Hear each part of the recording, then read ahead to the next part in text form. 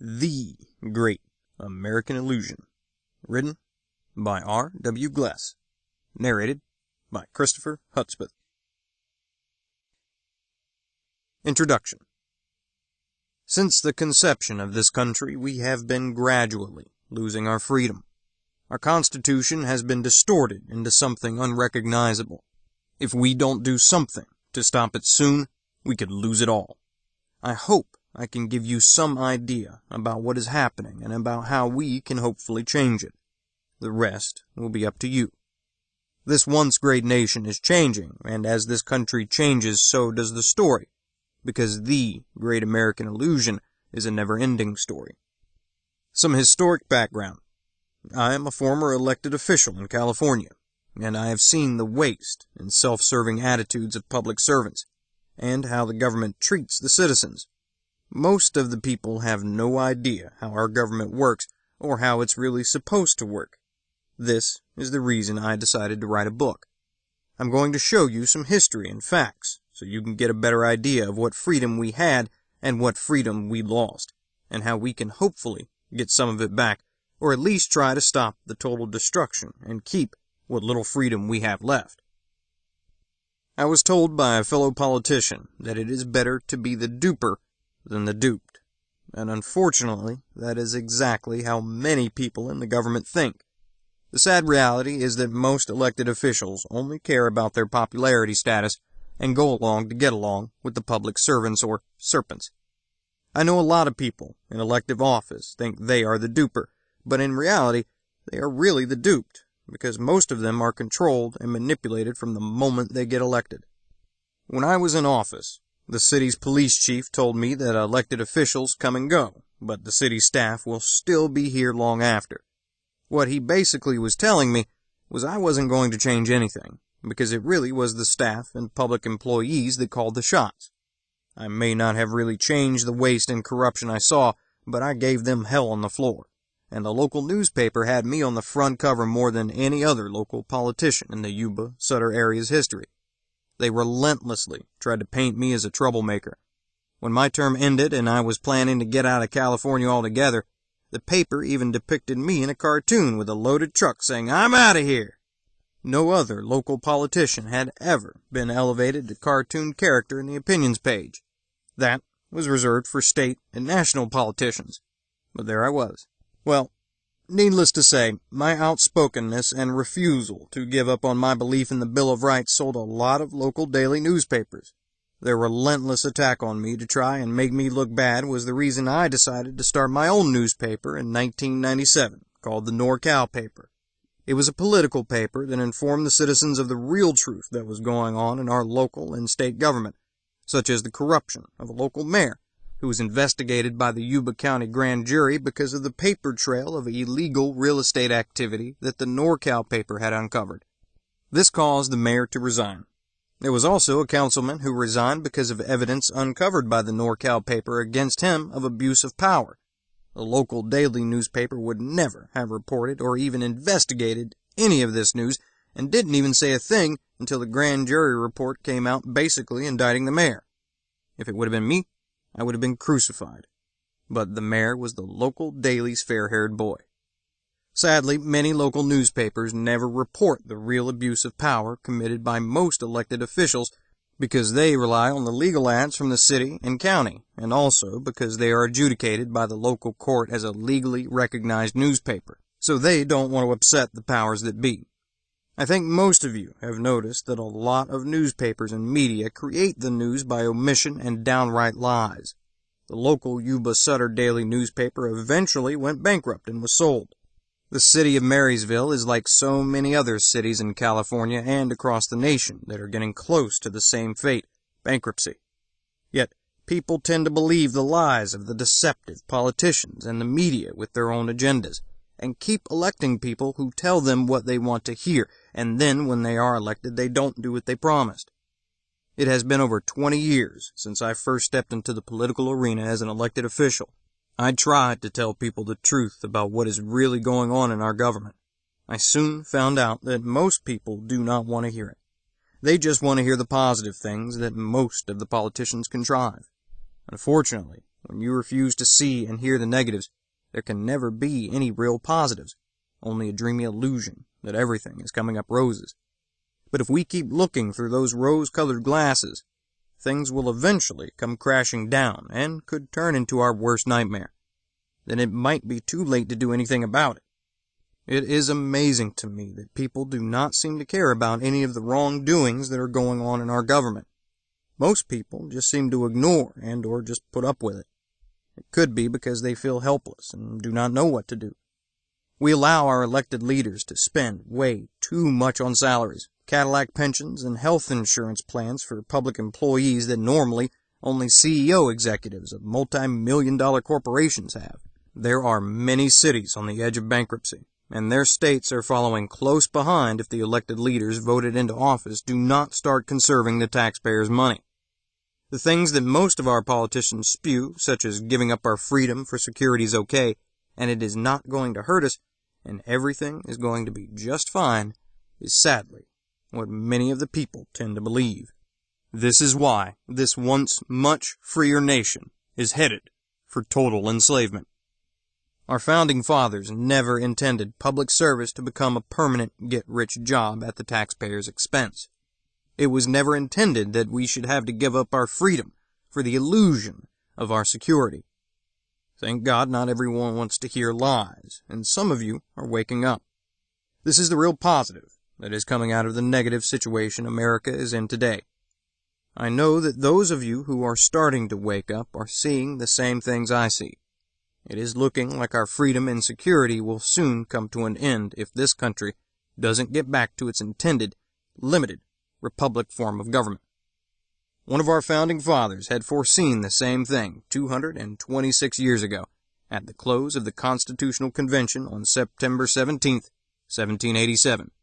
As Benjamin Franklin left the hall in Philadelphia, he was asked, "What kind of government have you given us, Dr. Franklin?" He replied, "A republic, if you can keep it." From what I can deduce by his statement, there must have been rancor and discord amongst those who wanted more of a democratic democracy and those who wanted a strong democratic republic. What most people are not aware of is that there were independents like Franklin and Washington, though Washington leaned Federalist. Jefferson and Madison, who helped write the Federalist Papers, who weren't part of a political party in the beginning, and then there were the Federalists, like Hamilton and Adams, which believed in strong government powers. Both sides, however, saw the downside to a democratic democracy, and the rest is history. John Adams, who was a Federalist, had said, "Remember, democracy never lasts long. It soon wastes, exhausts, and murders itself. There never was a democracy yet that did not commit suicide." Article 4, Section 4 of the United States Constitution shall guarantee to every state in this Union a republican form of government, and shall protect each of them against invasion, and on application of the legislature, or of the executive when the legislature cannot be convened, against domestic violence. This meant that all states would have the same form of government, and the federal government would protect them against invasion and attack. But Article 4, Section 4 was shredded when the North and federal government invaded the South. James Madison, who has been called the father of the Constitution, had this to say, "Hence it is that such democracies have ever been spectacles of turbulence and contention, have ever been found incompatible with personal security or the rights of property, and have in general been as short in their lives as they have been violent in their deaths. A republic, by which I mean a government in which the scheme of representation takes place, opens a different prospect and promises the cure for which we are seeking." The events and quotes are from documented facts and statements recorded down in time, so they are as factual as anyone can get today, or as factual as those who recorded history wanted people to believe. Because, as many of you know, to the victor goes the spoils, and how history is to be written. This book is filled with facts and figures that some of you may not know. R. W. Gless. Chapter 1. How free were we? There was never any real freedom in America from its conception. It was only an idea written down in the Bill of Rights that granted free men inalienable rights, yet the chains of bondage were alive and well. Men, women, and children of all races and colors were in servitude for a plethora of different reasons, and it was only going to get worse. In the beginning of this country, things were much more free than today.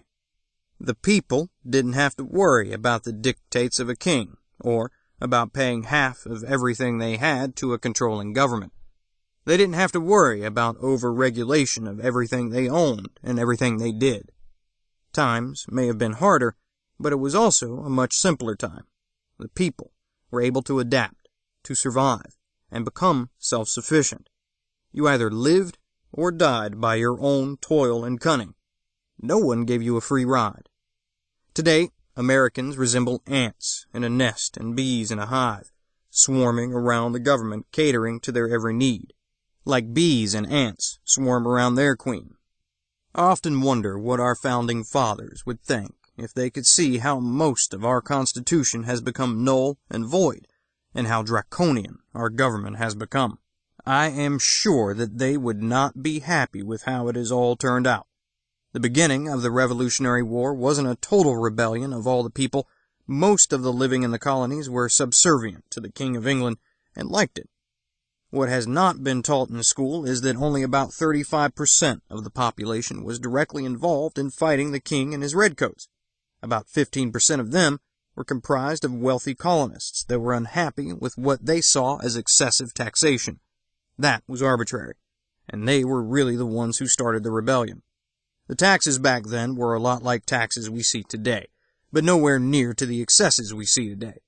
Of the other 65%, about half were loyalists, and the other half were what I like to call complacent and apathetic. They would change suit to whatever side fit them at the time, a lot like Americans are today. Most people today think the Founding Fathers and all of the patriots fought because they were being oppressed and overtaxed by England, and for the most part, they would be right. People also wanted control of their own lives and realized they did not need the British or any other government to survive. What a lot of people do not know is that a majority of those who fought against the British were actually mercenaries who expected to be paid, and were promised payment by the Continental Congress, which was mostly made up of unhappy, wealthy colonists. Now, the problem was, where was the money going to come from? The Articles of Confederation did not allow the newly formed government to tax, so the only idea they could come up with was one that was as old as warfare itself: plunder. Plunder was what the buccaneers and privateers would take from the British, and for their service a percentage of the plunder they took was given to them, and they were also given safe haven in ports controlled by the colonial army. The privateers were very helpful when we needed ships and supplies, but later some of them went rogue, which became very problematic. Privateers work for a side or government and fly that government flag, but some really started to like the plunder and decided to attack all ships, and they became pirates.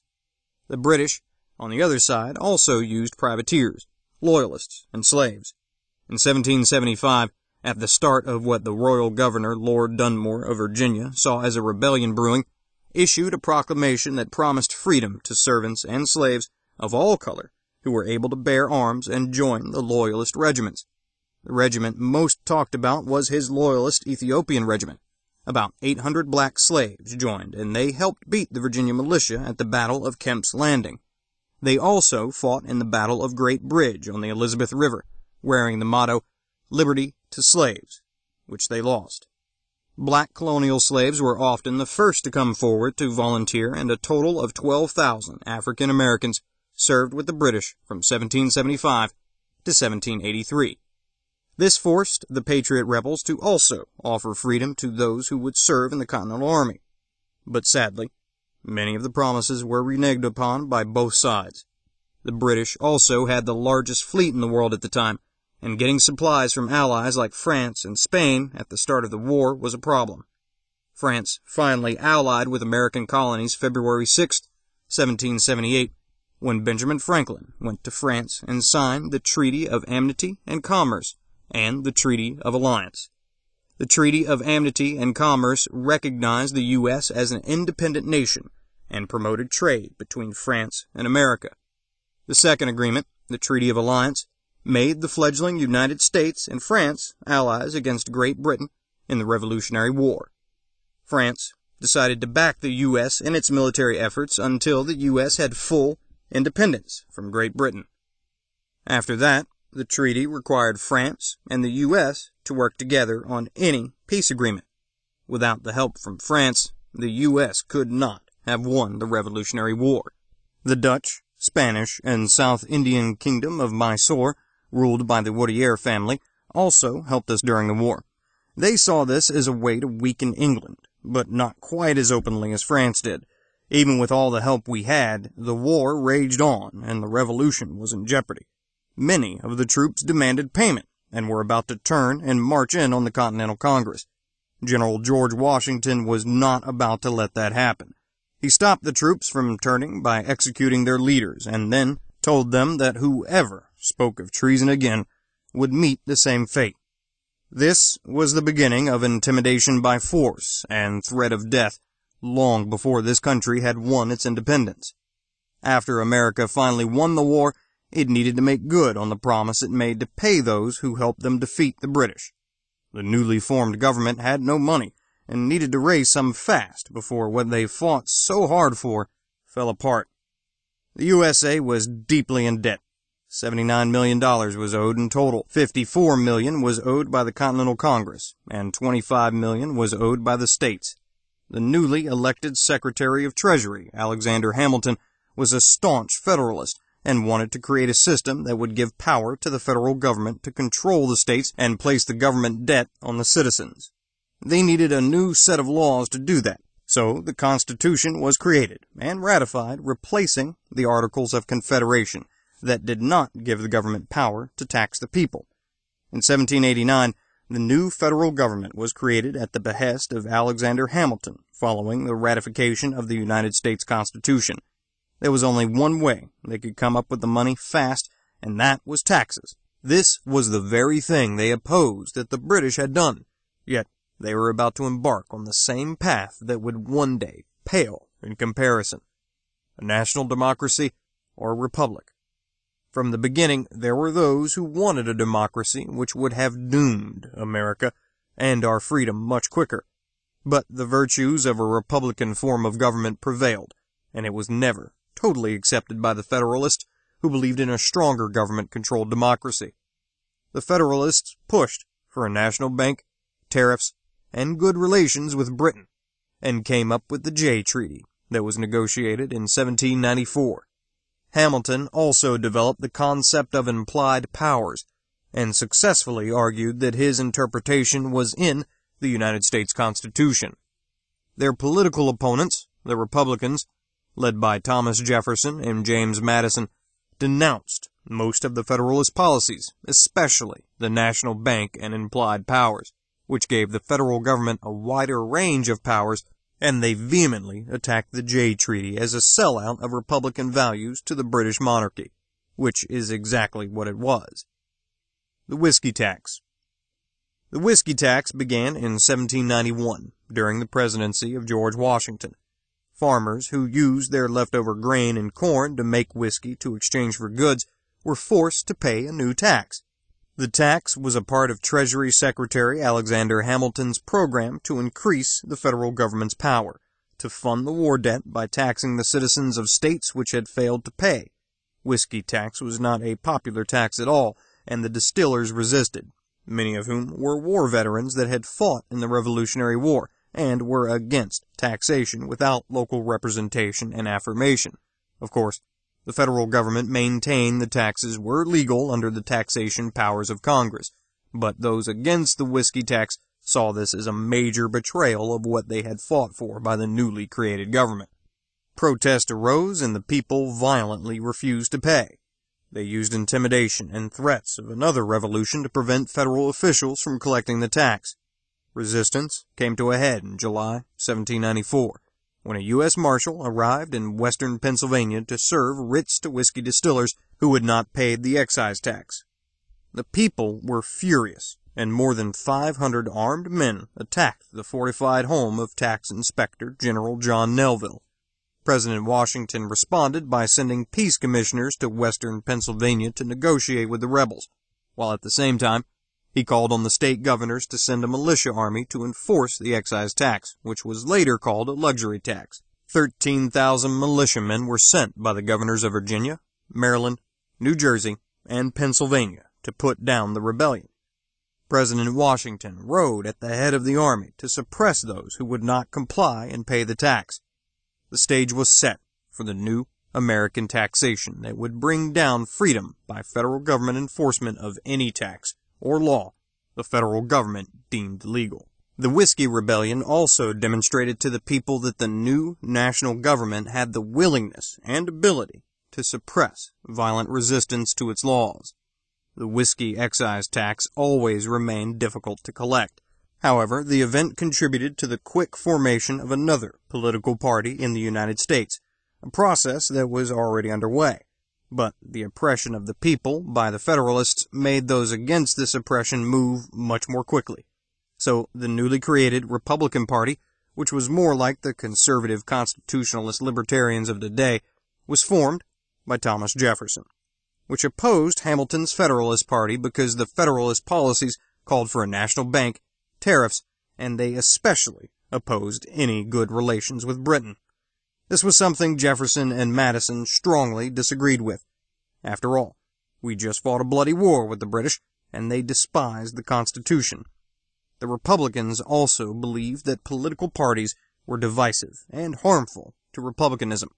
But to combat the Federalists contrary to their beliefs, Jefferson's Republican Party was formed anyway. Basically, constitutionalist libertarians feel the same way, that the two-party system does more harm than good. All elections should be nonpartisan, and people should be allowed to vote in all of the elections, both primary and general.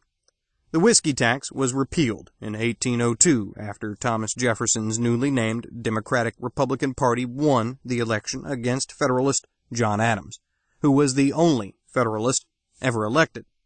The Federalist Party started to fall apart after Adams was elected in the late 1700s when many of the Federalists joined the Democratic Republicans, which, no doubt, was changed to attract them. So the Federalists came to an end in the early 1800s after Jefferson was president. For a short time, the Republicans ended some of the unpopular taxation, but freedom from taxation was short-lived because it was later replaced with another luxury tax. This type of tax was called direct tax because it was a recurring tax paid directly by the taxpayer to the government based on the value of an item. The issue of direct tax as opposed to indirect tax shaped the evolution of the federal tax policy. When Thomas Jefferson was elected president in 1802, direct tax was abolished, and for the next 10 years, there was no internal revenue tax other than excise tax. The reason why the whiskey tax did not cause more revolt was a combination of the people being tired of war and some just decided to move outside the boundaries of the U.S. influence and continue to make whiskey. What we do not hear in school is that most of the larger distillers were in favor of the tax, because it put those who couldn't afford it out of business, thus stopping much of the competition. Later, those larger distillers would band together and work with the government to make only those licensed with the federal government allowed to make whiskey. Shortly after the demise of the Federalists in the early 1800s came the demise of the Democratic Republicans. Many of the Federalists had joined the Democratic Republicans, which was originally just called the Republicans. In 1824, the Democratic Republican Party dissolved and split into two factions, the Democrats and the Whigs, which was inevitable since many of the same disputes arose that did between the Federalists and the Republicans. The Democratic Party was led by the 7th President of the United States, Andrew Jackson, and the 8th President of the United States, Martin Van Buren. The Whigs was led by Henry Clay of Kentucky. Both of these parties proclaimed their stand for American republicanism, but the Democratic Party kept the platform of the Democratic Republican Party as its own. The Democratic Party became the majority party and basically the only party in the United States until shortly before the Civil War. In the 1850s, the party split again, and those in opposition to slavery left the Democratic Party and helped with the reformation of the Republican Party. The Whig Party was pretty much dead, and many of the former Whigs finally got assimilated into either the Democratic or Republican Party. In 1910, the Democratic Party regained control of Congress in Washington, D.C., and their platform changed once again. They started supporting new progressive ideals and laws, and a more liberal form of government. The Republicans became more conservative, and were against the liberal ideals that people like Karl Marx preached in the 1800s. But Marx's philosophy was catching on in America, Europe, and especially in Russia, where Vladimir Lenin was busy forming what would become the Bolshevik Party a year later in 1911. So the political parties basically switched polarity 3 times before becoming what we have today. Property tax. In 1796 came the property tax, and all but Delaware imposed a tax on owning property. Delaware only taxed the sale of property, but the road to serfdom was underway.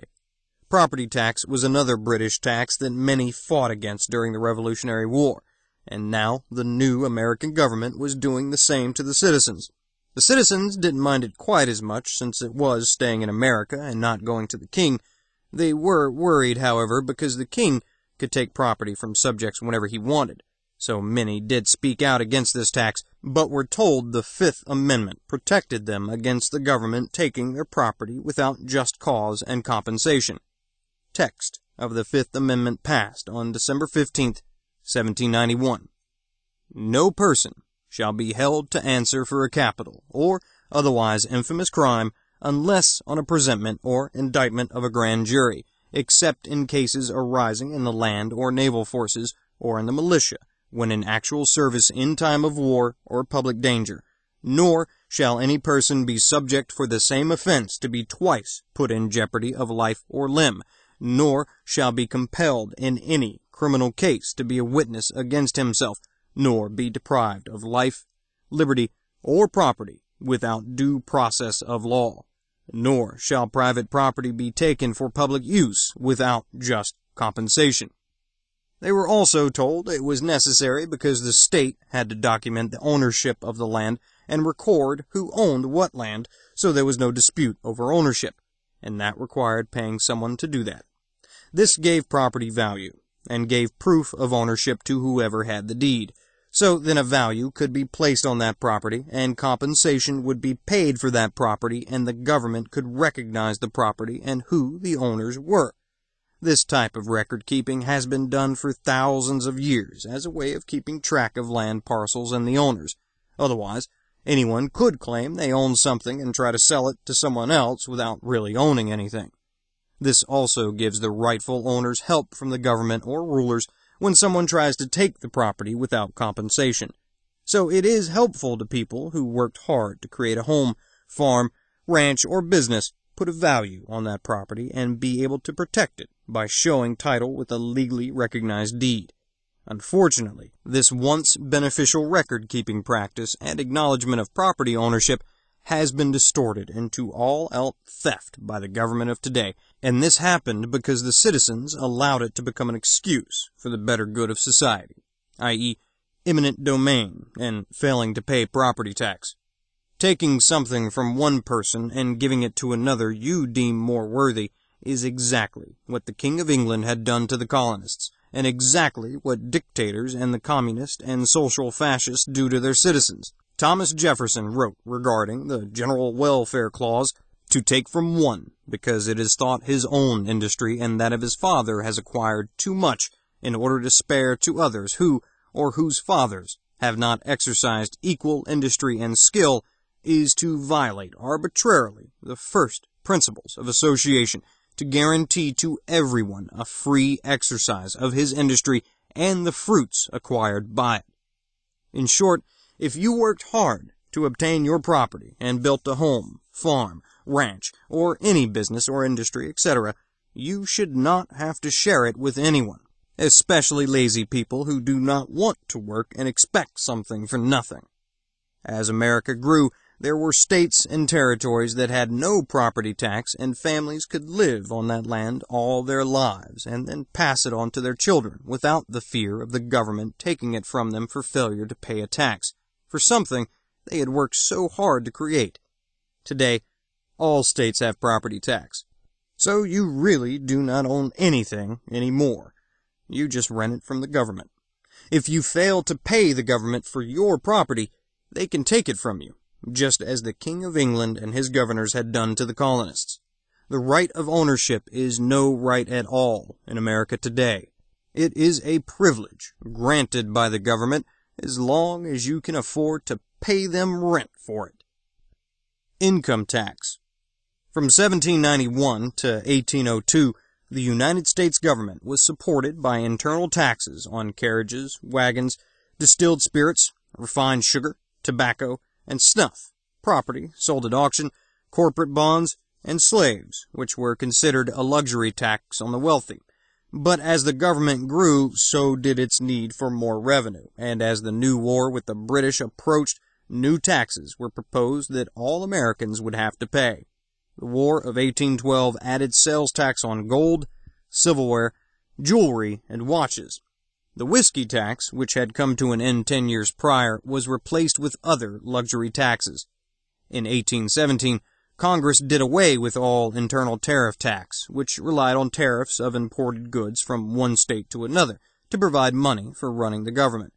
To raise money for the War of 1812, Congress imposed additional excise tax, raised certain customs duties, and raised money by issuing treasury notes. For the next 44 years, the federal government collected no internal revenue. Instead, the government received most of its revenue from high customs duties and excise or luxury tax, and through the sale of public land. But the taxation of gold, silver, and jewelry, along with the indirect tax on cotton and other farm products grown in the South, was creating a rift in the country that years later would come to a boil. Not all states were going to take the excess of taxation lying down, and a rebellion was starting to grow in the states who wanted a return to the Articles of Confederation and out of the United States, which they felt had gotten way too controlling. Southerners felt that the federal government was passing laws and taxes that favored the wealthy industrialists in the North, such as the import tax that treated them unfairly. Many of the Southern plantation owners were Democrats that relied on slave labor for economic success to produce an affordable crop. Their crops were sold to cotton mills in England, and the ships would return with cheap manufactured goods from Europe. Unfortunately for the Southern states, by the early 1800s, Northern factories were producing many of the same goods, but at a higher price. So the Northern politicians passed heavy taxes on imported goods from Europe that made the goods so expensive that it was cheaper for the Southerners to buy the more expensive goods from the North. These taxes angered the Southerners because it was obvious to just about everyone what the North and the federal government was up to. Revenue Generation Taxation, RGT. They believed that individual states had the right to nullify or overturn any law the federal government passed, which under the Constitution they should have had. They also believed that individual states had the right to leave the United States and form their own independent country, but those wealthy industrialists in the North and the country's newly elected president Abraham Lincoln believed that the concepts of nullification and states' rights would make the United States weaker and them poorer. So they were against these ideas and set out to rewrite or to reinterpret the Constitution's 8th and 10th Amendments. In 1860, it all boiled over, and the Civil War started, and more of our Constitution was shredded when the North defied many of the rights given the states and the people. In 1862, in order to support the Civil War effort that the Union was not necessarily winning at the time, the Northern Congress and Abraham Lincoln enacted the nation's first income tax law on those in the Union. It was a forerunner of our income tax today, based on the principles of progressive taxation by withholding income at the source, taking it out of our paycheck. This way, the government could make sure they got paid. During the Civil War, a person earning from $600 to $10,000 per year paid tax at the rate of only 3%, which wasn't bad compared to today. Those with incomes of more than $10,000 paid tax at a higher rate. Then in 1862, sales and excise tax were added back into the law, the very same tax that was abolished by President Jefferson 60 years before in 1802. Also added to the list of seizure tax was the inheritance tax, that made its debut in 1862, robbing many families of their homes and property that were unable to pay the tax after a parent or husband had died. On July 1st, 1862, the Congress also passed new excise luxury tax on such items as playing cards, gunpowder, feathers, telegrams, iron, leather, pianos, yachts, billiard tables, drugs, and patent medicines, and whiskey once again. Even legal documents were taxed. License fees were collected from people for almost all professions, businesses, and trades. In 1866, the Internal Revenue collections reached their highest point in the nation's 90-year history, with more than $310 million being collected and taken from the American citizens. This was a record until 1911, so it seems that President Abe Lincoln wasn't quite the great American hero portrayed in history, but a progressive and the greatest taxing president the country had ever seen at the time, as well as some of the other crimes he committed against the Constitution and freedom. The Tax Act of 1862 also established the Office of Commissioner of Internal Revenue Services, IRS. The commissioner was given the power to assess, levy, and collect taxes, and the right to enforce the tax laws through seizure of property, and income through prosecution, a right never granted to the federal government in the Constitution, and another deception and lie the American people begrudgingly accepted under the guise it was for the betterment of the country. This was a way to steal personal property and income without compensation as laid out in the Fifth Amendment. The Constitution gives Congress the power to impose and collect taxes to pay the debts of the government and provide for the common defense and general welfare of the United States, but it is subject to the following rules pertaining only to the two classes of taxation permitted, and they are, number 1, direct taxes, which are subject to the rule of apportionment among the states of the Union, and number 2, indirect taxes, imposts, duties, and excises, subject to the rule of uniformity. Article 1, Section 2, Clause 3 of the Constitution. Representatives and direct taxes shall be apportioned among the several states which may be included within this Union, according to their respective numbers, which shall be determined by adding to the whole number of free persons, including those bound to service for a term of years, and excluding Indians not taxed, 3/5 of all other persons. The actual enumeration shall be made within 3 years after the first meeting of the Congress of the United States, and within every subsequent term of 10 years, in such manner as they shall by law direct. The number of representatives shall not exceed 1 for every 30,000, but each state shall have at least 1 representative, and until such enumeration shall be made, the state of New Hampshire shall be entitled to choose 3, Massachusetts 8, Rhode Island and Providence Plantations 1, Connecticut 5, New York 6, New Jersey 4, Pennsylvania 8, Delaware 1, Maryland 6, Virginia 10, North Carolina 5, South Carolina 5, and Georgia 3. Luckily, for those who wanted freedom back in the early years of America, there was still a lot of wild country that was not under the government's control. But even in those days, many went west to escape the regulations and taxation because they could not afford to own a place of their own in America. But as the people went west, the American government saw some of their possible tax generation escaping and started to incorporate territories that did not belong to them. The Constitution did not allow the government either one of the two classifications to tax citizens or permanent resident aliens of the United States of America arbitrarily as the new health care tax law does. Some groups are exempt, while others are forced by threat of fines and imprisonment or death if they refuse to obey. Nowhere in the Constitution does it give the government the right to force a citizen to buy a product from a private party. A brief mention of direct taxes in the first sentence of Article 1, Section 2, Clause 3 of the Constitution makes it impossible for the government to use a tax system like the one we have today. It required taxes to be charged by each state's population rather than by each citizen's individual income. In a 5-4 vote, Pollock versus Farmers Loan Trust Company, the U.S. Supreme Court ruled in 1895 that the income tax is a direct tax. Chief Justice Melville Fuller, writing for the majority, first showed a surprisingly keen awareness of economic concept of incidence. Ordinarily, all taxes paid primarily by persons who can shift the burden upon someone else or who are under no legal compulsion to pay them are considered indirect taxes. But a tax upon property holders in respect of their estates, whether real or personal, or of the income yielded by such estates, and the payment of which cannot be avoided, are direct taxes. He went even further and analyzed the writings of the framers, the tax writings of Adam Smith, the ratification debates in the states, and observations by early justices and members of Congress. From this, he concluded that it was well understood that all taxes on real estate or personal property or the rents or income thereof were regarded as direct taxes. Since direct taxes must be apportioned by state population under the Constitution, the 1894 law was void.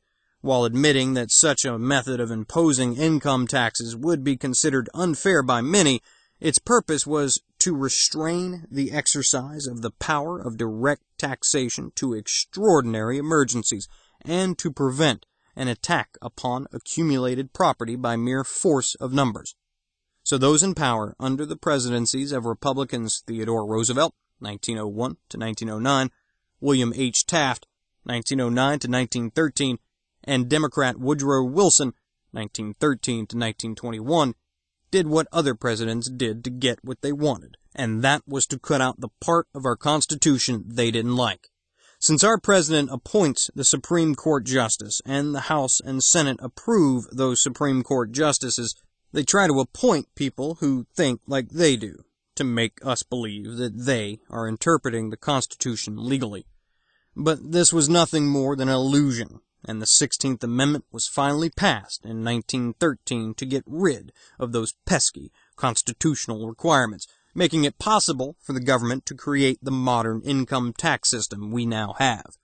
Individual income tax was never legal under the Constitution, but people were once again threatened and lied to and told by those in power that it was legal, so they begrudgingly paid.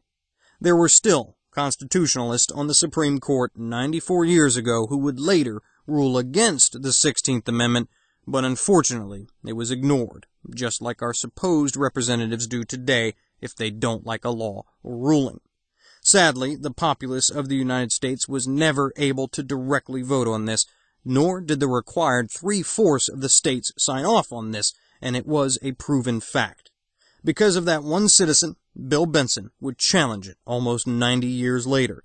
The federal government rests its authority to collect income tax on the 16th Amendment to the U.S. Constitution, the Federal Income Tax Amendment, which was supposed to have been ratified in 1913 after several years of deceptive wrangling to get it to pass.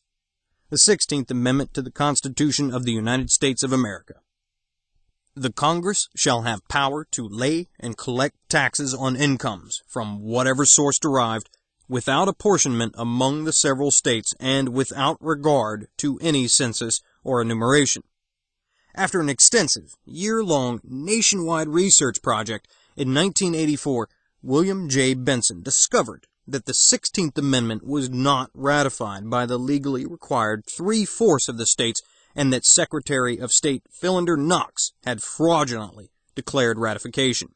It was a shocking revelation that reached deep into the core of our American system of government. Even the court system was in on this sham to force citizens to give more to the government. The government was so annoyed at Bill Benson for exposing this deception that on January 10th, 2008, the Federal District Court in Chicago issued a permanent injunction against Bill Benson on the grounds that by offering information demonstrating that the 16th Amendment was not legally ratified by the states, he was promoting an abusive tax shelter. The court then refused to look at the government-certified documentary evidence, deciding instead that the facts necessary to prove his statements true were irrelevant. So the American court system has clearly become in league with the politicians and public serpents that make a living from the public dole, and they no longer protect our rights under the Constitution. Now, The government courts routinely accuse citizens of either lying or deeming their arguments as irrelevant and then prohibit them from presenting a defense in court. If you talk to tax attorneys or other so-called tax professionals, they will tell you that the 16th Amendment allowed the income tax to be collected as a direct tax without apportionment among the 50 states. This is total BS, and it is the major problem with today's tax collection efforts. Everyone is lied to and will comply. The IRS believes that the income tax can now be collected as a direct tax without apportionment. It is totally unconstitutional to collect a direct tax in the 50 states without apportionment. So we are the victims of mass brainwashing by the government. But people are waking up, and that's why you'll be hearing more politicians talking about a flat tax or a federal sales tax or excise tax to get around 100 years of unconstitutional taxation. So what is apportion and apportionment? Black's Law Dictionary says apportion, to divide and distribute proportionally. Apportionment, the process by which legislative seats are distributed among units entitled to representation. The U.S. Constitution provides for a census every 10 years, on the basis of which Congress apportions representatives according to the population, but each state must have at least one representative. This gives the people a voice through an elected representative who represents a certain number of citizens in each state. U.S. Constitution, Article 1, Section 2, Clause 3. Representatives and direct taxes shall be apportioned among the states which may be included within this union, according to their representative numbers. Article 1, Section 9, Clause 4. No capitation or other direct tax shall be laid unless in proportion to the census or enumeration herein before directed to be taken. Direct taxes must be apportioned among the states, not among the people. The 16th Amendment did not change that. The income tax is an excise tax on corporate profit, and always has been, therefore it does not need to be apportioned. Before the 16th Amendment, an individual's income was not taxable, either with apportionment or without. Eliminating apportionment among the states would still require the tax to be imposed on the states, not on the people. This has been a contention for many people over the last century, and conflicting rulings have been made by the courts over the years. In 1920, the Supreme Court said, Eisner versus Macomber, the 16th Amendment must be construed in connection with the taxing clauses of the original Constitution and the effect attributed to them before the amendment was adopted. There it is, as ruled by the Supreme Court. The 16th Amendment had to leave the income tax as an indirect excise tax and should be enforced as such and collected from the states. It is a tax on corporate incomes, not requiring the tax to be apportioned on individual citizens. This is not an opinion, but a Supreme Court ruling. An important point to remember is that the Supreme Court rulings must be followed by all lesser courts in this country. They cannot be overruled by lower courts or government officials unless we allow them to get away with it. The intent of the founders was to keep the government the servant and to prevent it from becoming the master we have allowed it to become. The people should have a say in their own destiny and were originally meant to through representatives who echoed their concerns, but now most only echo self-interest and financial gain, and sadly, the people allow them to continue their crimes against the Constitution and the people they are supposed to represent. These taxes that were the foundation our government used to build its empire are in direct contrast to what our founding fathers had in mind. So it does seem that Benjamin Franklin had foreseen what the government he helped to create would one day become unrecognizable. As he left the hall in Philadelphia on September 17, 1787, and was asked, "What kind of government have you given us, Dr. Franklin?" And he replied, "A republic, if you can keep it." In my opinion, Franklin, Jefferson, and Madison were the smartest of the group and saw the danger that Federalists like Hamilton and John Adams would create if not put in check. That is why the checks and balances were in the Constitution, so no one group could change the rules to affect another group detrimentally. Unfortunately, many of those checks and balances have been removed or are totally ignored today, and we have a government totally out of control, detrimentally affecting everyone. Many of the Founding Fathers were partly responsible for the problem we have today. Founders like John Adams, who tried to quietly stack the courts with 39 new Federalist justices who would side with him on legal opinion just months before Thomas Jefferson was to take over as president in 1802. That deception infuriated Jefferson, and the divide between the political parties was well underway. The Great American Illusion, written by R. W. Gless, narrated